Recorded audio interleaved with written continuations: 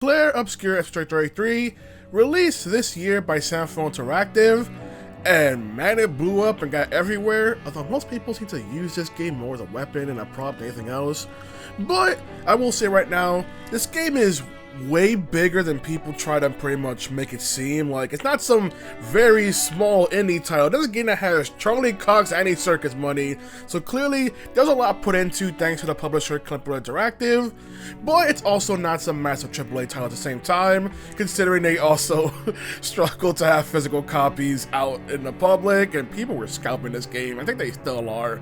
So I just want to set that immediately before getting into the game. The main premise is that the Paintress, every time she paints a number on a massive monolith every year, people within a certain age or above just get completely eliminated in the Gommage. In this case, the game makes Atelier 3. The party members generally are people are 33 years of age or younger, because anyone above that age have just been completely eradicated thanks to the Paintress. So every year, Expedition has to go out in order to go after the Paintress in order to stop this entire phenomenon from happening and try and save humanity. One thing that I love about this game is the environmental storytelling. Because you're journeying after so many other expeditions before you, you're able to see remnants of what they did, how they managed to make paths forward, notes they left behind detailing you what they did or how they decided to end, some being heroic, some understandable, some being comedically morbid. So I love the details of seeing just the bodies that they didn't get Gommage and seeing remnants left behind, or the stuff they did to help in the future. Like, one expedition I really wanted to know about was what specifically happened in Expedition 34, the one right before you, and I did manage to find that note, and I was satisfied when I found out what happened to them. So there's stuff like that,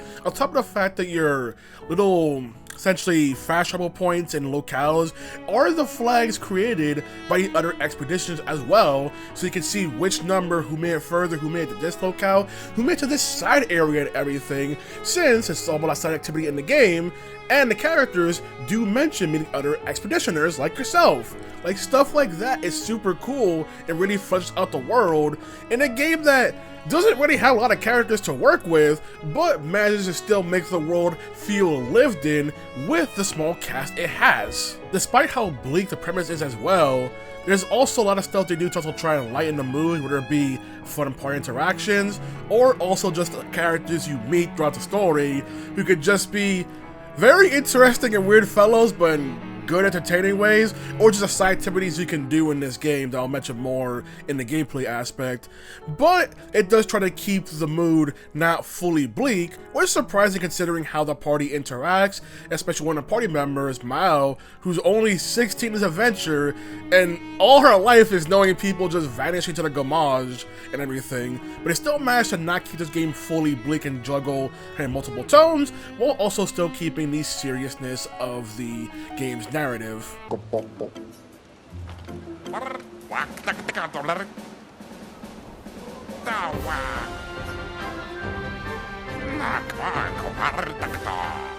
Now, despite all the praise I just gave to the world building and everything, I just didn't really care for the cast or the main narrative. It wasn't bad by any means. I just wasn't attached to any of the characters. It didn't really feel like the story got going until Act 2 began. And even then, I didn't really think Act 1 was anything all that great. Like, I don't dislike anything happening. Just the fact that I've seen other games do a similar kind of narrative to what one kind of doing here with Story 3, and I just found those executions more appealing to me, but that doesn't mean anything here is bad. I just wasn't hooked on what was going on at any point in the game, despite how good the world building is, despite how good the environmental storytelling is.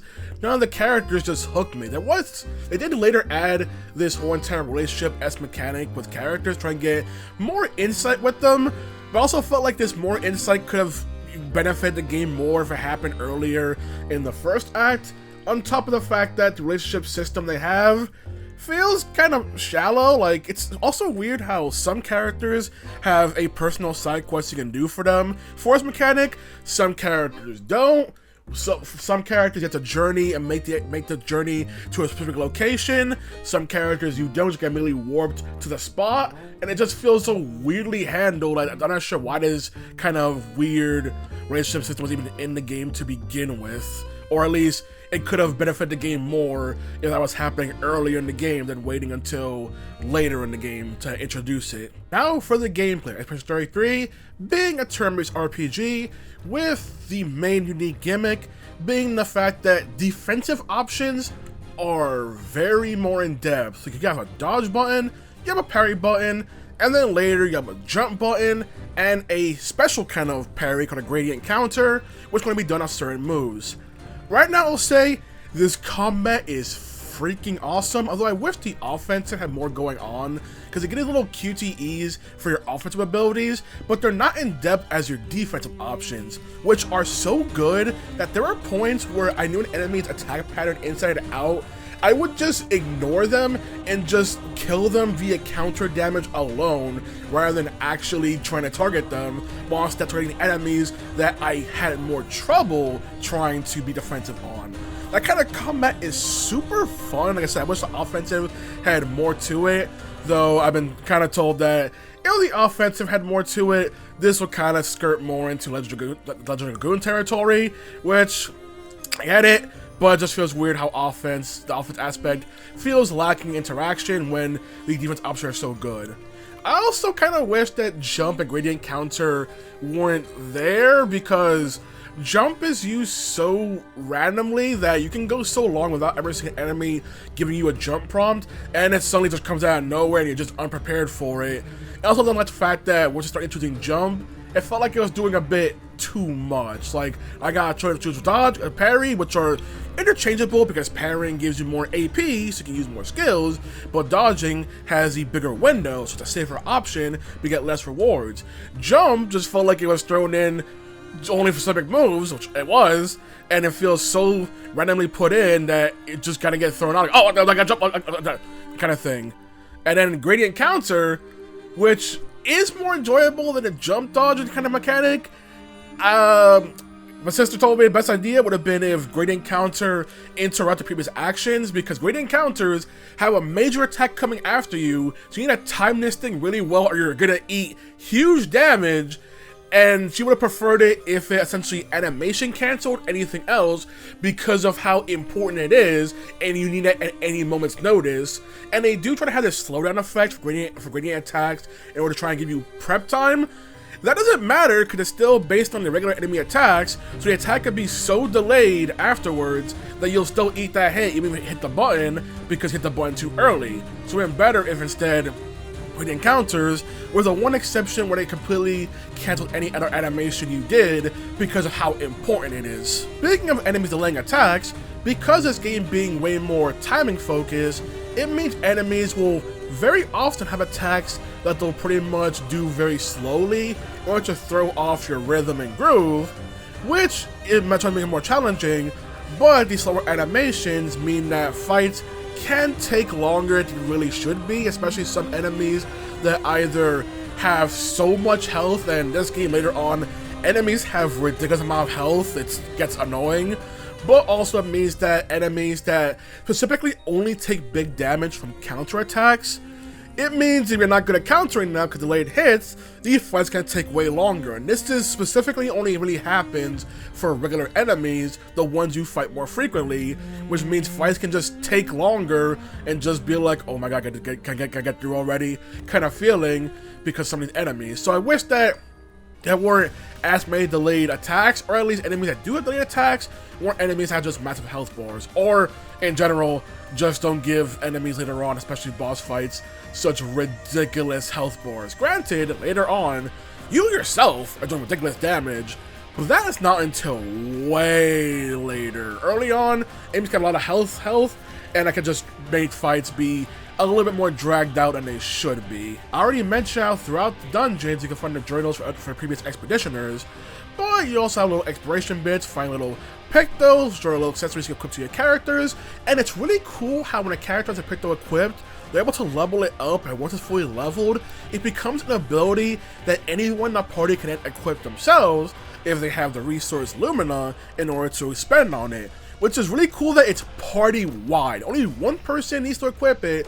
they have the benefit of having the ability without spending Lumina, then everyone else, once it's fully maxed out, can then spend Lumina to share the ability, and it really helps with not only just making sure you have more customization options for the party, but also have more setups and builds for your party, which are super cool. Also the fact that weapons, having elemental affinities, also have certain stats that they take advantage of. So you have a stat where it's like, oh, that's one benefit to having, let's say, more vitality.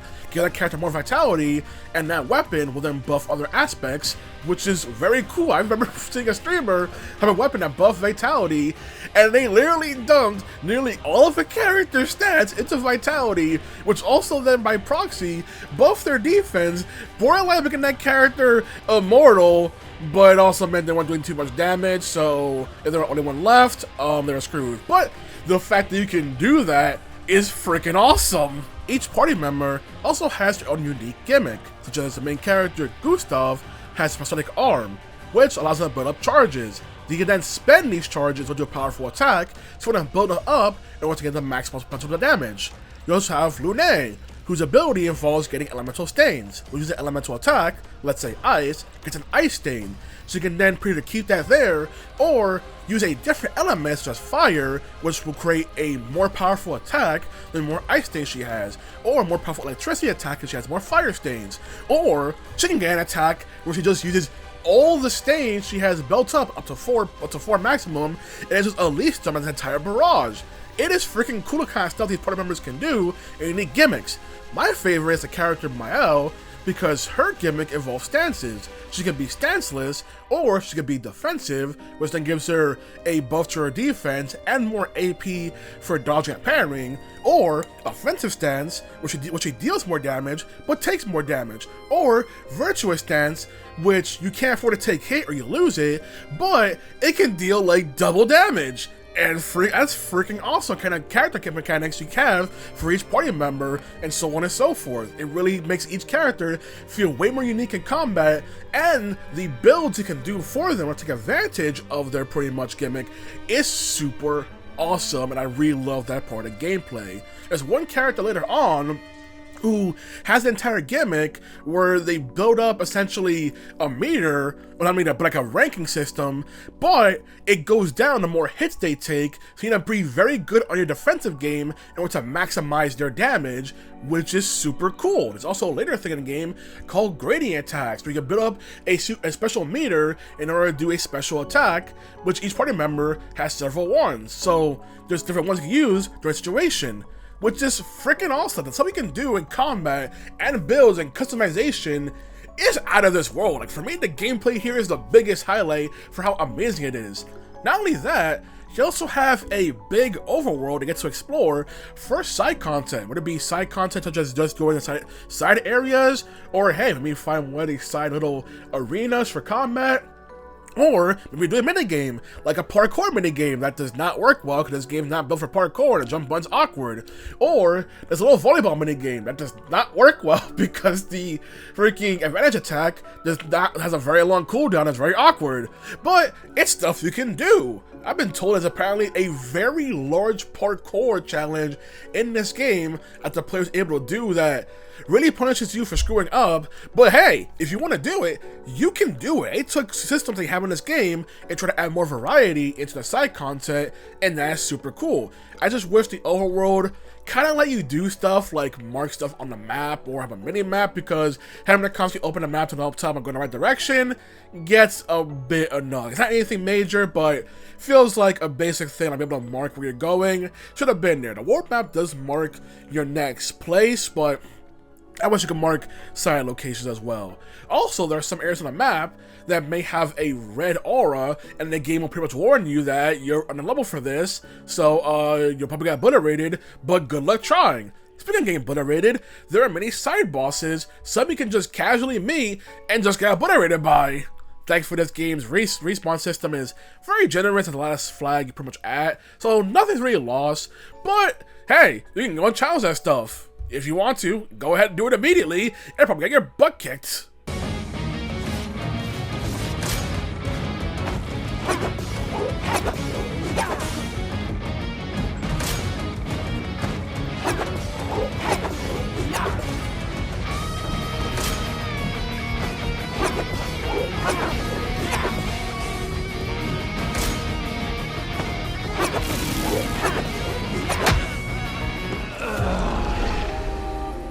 Speaking of the flags, we go to a flag, you're not only able to upgrade your character, but you're also able to rest to refill your health, but it also respawns all the enemies. You want to keep finding enemies to get stronger, you can pretty much do that as well. It also refills your items, because your main items, which are ones that refill your health, your AP, and the ability to revive characters, are pretty much always given to you at every flag. You don't need to buy more or anything, you can't overstock them, you can get upgrades to carry more, but it's stuff you always have on you, which is very convenient. Again, this game's like smaller scale, but the stuff they do in to try and pretty much mitigate that is very convenient stuff that pretty much helps. It also helps that this game is, generally, the game is balanced towards doing the main story. So when you're doing the main plot, you'll probably be fine when it comes to difficulty, little challenging fights, or whatnot, and whatever. If you start doing side content, especially out of it, then you'll find yourself being more over-leveled and probably steamrolling bosses, but that's what the game's expert mode is there for, in case you're more powerful and then want more of a challenge. So they do try and balance things out like that, where it's like, you don't do side activities, you go to expert mode to try and balance things out, or you don't want the main story, use normal mode, and you'll have a fun, challenging experience when it comes to the boss fights. The big negatives I have towards gameplay is the fact that, specifically starting around Act 2, there were some awkward camera angles the game would give me, where characters, like party members, start covering up the enemies, and I could see what the enemy was doing, try and time dodges or parries. And there are two bosses in particular I can think of that have such over-the-top elaborate animations that they look good, but when it comes to actually trying to figure out how to actually avoid their attack, it was like, you did not do this, you're doing way too much right now. I can't tell what's going on. So there's two bosses in particular where that kind of issue happens, where you can't really, may have trouble seeing what the boss is even doing in order to avoid them. And there's just one boss in particular that can just, always feels like just completely breaks the rules of combat at points during that fight, that feels very weird. I've seen other people get caught off guard and be like, what the hell was that? Kind of thing. So I don't have a lot of gripes with combat. I have more gripes with exploration because the movement is really finicky and awkward. You just get stuck on things. I've seen people get stuck in rocks as a reload their save file completely. So there's stuff like that. The movement's awkward. And my sister's told me that there are some cutscenes that just have some really awkward clipping issues, even dramatic moments that really shouldn't be there because of the cutscene, but it's in the game. So it's like, this game's not massively scaled because there's a lot of imperfections, especially in the movement, because of exploration. Like, this game is a bit awkward and finicky. So I'm trying to say to excuse it, I say, hell no, I'm not excusing that. It's awkward to control, finicky, you get stuck in things, get stuck in corners. That's why I feel like they have to jump on to begin with to get out of the corners, stuff like that. And trying to use that stuff for parkour and minigames feels like a most, okay, try to add variety, but these things barely work as is. Trying to use them for more is a bad idea. Like I said, there's some parts of the game where it just feels unpolished. Like, a lot of the stuff feels polished, but you have some stuff that just feels very unpolished and feels like this should have been made better before release. You also have the game's OST, which is like 154 tracks long, but it does also mean that there's plenty of variety when it comes to combat music, so you're never listening to the same combat music all one time, at least for a long time, which is super cool, and I love when RPGs do that. They also, like Little Dragoon, also does that, a variety of combat music. So there's a lot of music, it's freaking amazing music, and the OST can be popped for like £8 on Bandcamp, which is like $11 USD. Go effing buy that OST on Bandcamp, go do it, it's freaking awesome. Go ahead, do it right now, do it. Watch the OST, do it. Why you doing it? So, yeah, the OST is freaking awesome. I love the variety in combat music, even something going to different styles of genre at points for the combat music, especially for side battles. It is freaking amazing. And like I said, I recommend just buying the OST off of Bandcamp for like £8. Now for the game's text. You have the option to increase the text size and also make it so every speaker's color is different per character, which is very cool to have. The thing is, despite increasing the text size, it is still completely minuscule in reality. On top of the fact that for your main cutscenes, there's no outline for the text and there's no background for them. And it gets lost super easily in this game. Like, the text just can be hard to read during cutscenes entirely, and almost flat out impossible to read without zooming in. This is the fact that outside the cutscenes, then the texts have background boxes, but now they're way smaller than they were in the cutscenes, which I hit the large freaking font size, but it only affects the cutscenes, not anything else. And I wish those borders were in the cutscenes themselves to make the text stand out and be easier to read. Also the fact that they also have idle chit-chat with the party members, and those are bigger, but now they're off to the side, so they're technically smaller in reality, and those also have backgrounds. So why couldn't that be used as well to try and use it for the other text? Why is the text so small despite hitting a large text size? I just don't understand why it's like this. On top of the fact that text is also very small in the menus, doesn't even combat. You need to read that stuff because of how things work, especially since some combat mechanics, like for example, using this healing spell will cure status ailments, only works in the order of heal, then status ailment, not both at the same time. So we really need to be able to read that properly in order to know what we're getting into, because there's some status effects in this game. Like, the text is just so weirdly small. Now this game's UI gets praised for looking stylish, and it is stylish, it looks cool, but if it also doesn't fulfill the function of being a readable text, it also fails in that regard, which is the most important part. Its functionality.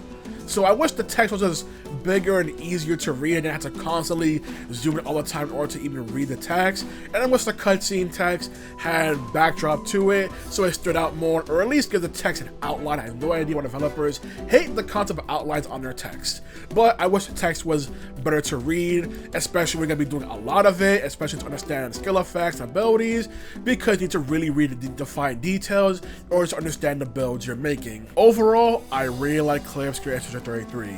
Well, the main narrative and characters didn't really hook me. The gameplay alone just completely makes this game. Combat's super fun to do, doing different builds is fun, getting new pictos can customize the characters better, 4 new builds, all the side areas you can go to, the side boss fights, the optional super hard boss fights, the side activities you can do, the unlockable stuff like unlockable costumes, different kind of weapons you can get, and they're pretty much just the way they affect their stats. Just stuff like that more than makes up for this freaking game, and this game rates at $50, which is even crazier. Just good luck finding physical copies, because I said people keep buying them up, and most people are playing them. Some people try to scalp the game, which sucks, but there are places like Video Game Plus that do try their best to put alerts when they get restocks everything, also Amazon. So good luck trying to get a physical copy, but this game is just freaking amazing. The way it wants to use the one entire aspect of painters and paintings for its narrative is freaking awesome. The only game I've seen kind of do that is typically the Atelier game, Atelier, Lydia, and Suelle, which also deals with having the aspect of painters, painting, and everything, trying to use different worlds through paintings and stuff. It is freaking awesome how they tackle that in this game. Like I say, even if the characters themselves didn't hook me in, I do like what the story is generally going for and everything, and how it uses what it's trying to convey, which is freaking awesome. I just really love the gameplay way more. I'm a gameplay person, and the gameplay is freaking amazing, especially the environmental storytelling in this game is super awesome. That's all I gotta say. So last note, like I said, I repeat, go to Bandcamp, get the game's OST for like £8, like $11 USD. It's freaking awesome. Go do that as well. Anywho, that's all I gotta say. Alrighty then, good day.